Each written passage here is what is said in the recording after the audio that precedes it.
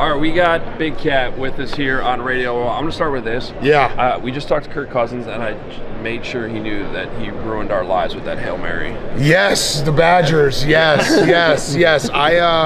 I'll say this, Kirk Cousins, I've probably had an up and down relationship with him, but we're on a good spot right now, and it has nothing to do with the fact that I'm trying to join a golf club that he's a member at in New Buffalo, Michigan. So I have to suck up to him. And I ruined his life because I had to drop the 85 Bears on Portnoy. It's all I had. I was sitting at dinner, me, Eddie, Dave, and he was just like, you guys are so stupid. I had a guy come up to me and bring up the 85 Bears like I'd be scared. And I was like, I actually thought in my head, I was like, Dave, you made this up. There's no way this happened. And I pulled up Twitter, and it's Braggs being like, yeah, 85 Bears. Like, come on, dude. It's the only Super Bowl. I know. It wasn't a Bears flex. It was a Patriots listen, rip. It's the only Super Bowl they got smoked in. These weeks, you just got to let Dave talk and just, half listen and walk away. Yeah. That's all you got to do. Have we had a bunch of Bears on? Yeah. Can I say something? I'm not a brag, but I did meet Colston Loveland last night. I think I said I love you to him 17 times in about a minute and a half, but I don't think I blew it. Yeah. But I was like, I love you, man. I love you, man. You're the best, man. Braggs brought up all the interview reels of him, or the Instagram reels. We told him he's good looking he is. Yeah. I was just saying I love him for everything. I was like, I love you. I was like, remember that play against the Bengals? I was so sick. And he was like, all right, dude, this is enough. Yeah, he's fully aware of the effect he has on women, but now he knows. Yeah, men too. Well. Yes, exactly. Absolutely. Do you crush Loveland more than you crush Caleb? I mean, if you had to go crush Caleb him, Caleb I crushed so hard. So hard. But Loveland's up there. I mean, it's insane that we got that guy, and it's so funny that there was the first month and a half where Colts fans were all just being like, oh, Bears did it again. They screwed up. He was saying it. You were? Well, no. I was just a big Tyler. No, this always gets taken out of context. You can love two guys. I did like Tyler. I like Tyler Warren more than Loveland coming out. We thought they got the pick wrong. We absolutely thought. I was the Loveland guy. 3 weeks that we thought it was wrong. I was the Loveland guy. We did, but then they didn't. Yeah, Loveland had no one thrown to him in Michigan. Yeah. Well, now he's good. And and he's 5 years younger than him. How much did you enjoy the Packers? He's switching the subject. Yeah, that's good. That's good. Yeah. No, go ahead. Let's switch I was wrong. Loveland's great. That's fine. I'll we'll have all this. You just gotta say it was a bit. That's all you gotta do. It was a bit. It was a bit. He was doing a bit. You're the king of this. Yeah, he was doing a bit. I need advice from you. Listen, he was actually testing everyone's ball knowledge, and you failed if you fell for it. Yeah. Okay. He's actually challenging Colston Loveland to be great. Exactly. Yeah, that's why Colston Loveland wouldn't be where he is at today without you. Without my yes. That's right. That's 100%. You're gonna ask about the Packers. How much did you love so not only the wins, but just the how way much they the have Packers melted, not only the team but the fans too. This idea that Ben Johnson saying, I don't know if you can swear on this, but when he said fuck the Packers, the idea that this is now an affront to sports and how could you ever do that? It's like, dude, what are we talking about? This is what rivalry is about. The fact that Ben Johnson doubled down on it and then all of them flipping out and being like, oh, look at the Bears. It's really just a case of they spent so many years kicking us, never thinking that we'd get up off the ground. And then the minute we get up off the ground, they're like, oh, we don't want to do this anymore. This is bullshit. Classes. Anytime you say classes, you've lost.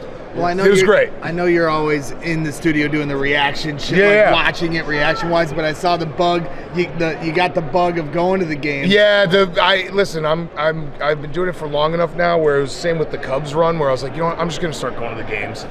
So Eddie and I were at the Packers-Bears game and then the Rams one. I thought when the Cole Kmet touchdown happened, I was like, we're just going to win the Super Bowl with just miracles. The entire, this is just going to be what it is now. But yeah, it was awesome. Yeah, it was pretty cool. You take us behind the scenes. One thing I love about you amongst your many levels here, the interview questions, you ask stuff that in a way. Yeah. So explain how you got to be comfortable doing what you do that way. I think it's just being a general ball buster, but also just, letting people know that I'm going to make fun of myself more than I make fun of you. So, if you can go along with that, everything will work out. And having fun, never being mean-spirited about things. But yeah, it's fun being able to, we had Draymond Green on this week, and I asked him, what is your favorite pair of nuts that you've kicked? And he was just like, Steven Adams, next question, easy.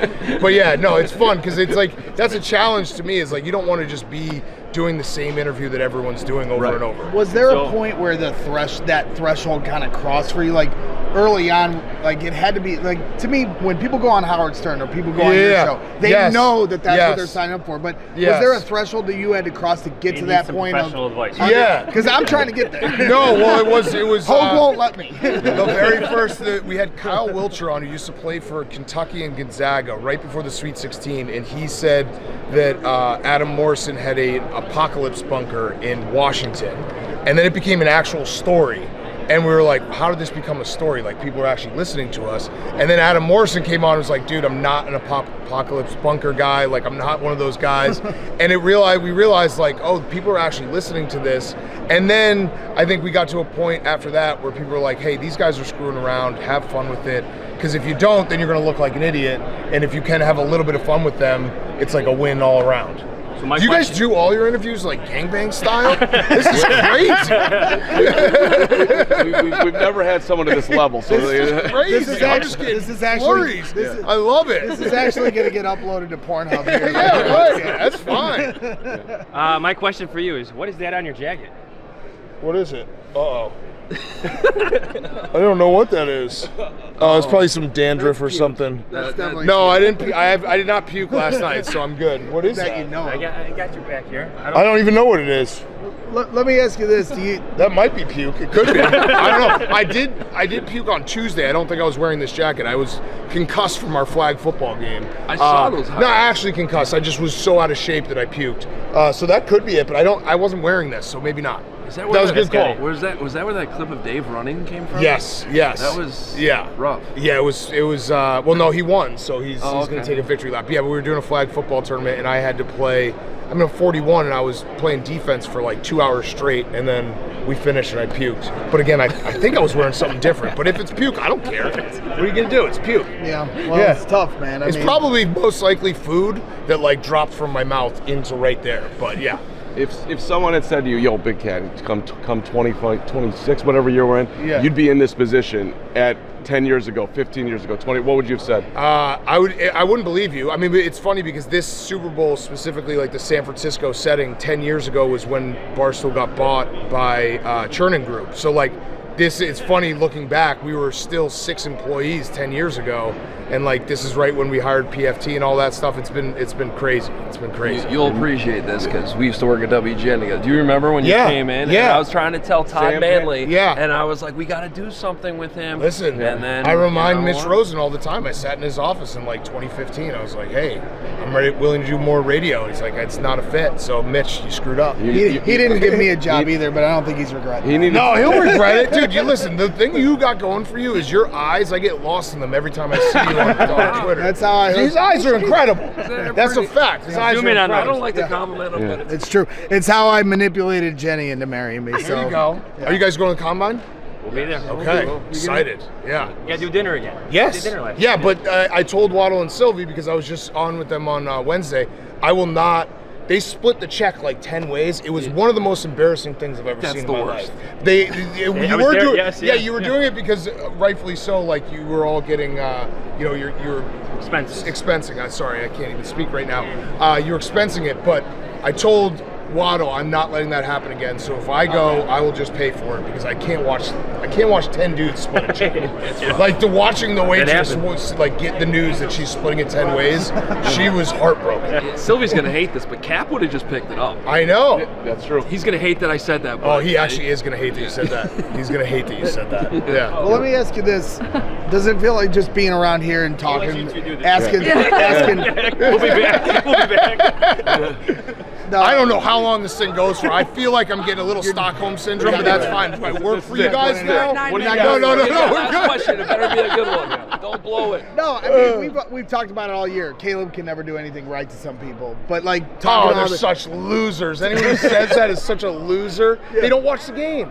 They don't watch the game. I'm actually happy that like that Packers game in the playoffs was so perfect because I think he ended with exactly 50% completion percentage. So people who look at the box score are like, he stinks again. It's like, did you watch what he did this guy's in the interview now too. My big take with Hill he does the Zito, you want to get in here what's too? up, Steve? What's going on, man? Good to see you. Yeah, he does the hard stuff easy, and now all he has to do is figure out a way to do the easy stuff easy. Like the ceiling we've seen is sky high. As long as he raises the floor next year, we're going to be great. Right. That's it. You can learn the basics. That you can't teach what he's got. But I'm sneaky. This is going to sound like really dumb, and you guys are going to tell me I'm dumb. I'm like sneaky hoping that like he always stays at like 53% completion percentage, just so people can be like he stinks, and it's like no, he doesn't. Like it's not all about because you know the offense that Ben Johnson wants to run. It's you're taking shots. If you like throwing little 5-yard dink and dunks at a 65% clip is not as good as throwing for 55%, but you're hitting shot plays, 7-8 shot plays a game. He's never going to be at 70% completion. Fine, and that's okay. Yeah. I think that's okay. But people can't give up on their hate for Caleb. Each of us have 2 more, and then we'll let you go. Dumb. Get like a free KBNR, get in here and ask a question. I'm really just watching. I don't have a car here right now, but can I like get something validated for this? This is I crazy. got some stickers. I got some oranges. I'll give you an orange. We do plenty of oranges from the Airbnb still. All right, thanks, Big Cat. You guys are the best. Yeah. Thank you guys. Thank you, boys. Bring it in here, my guy.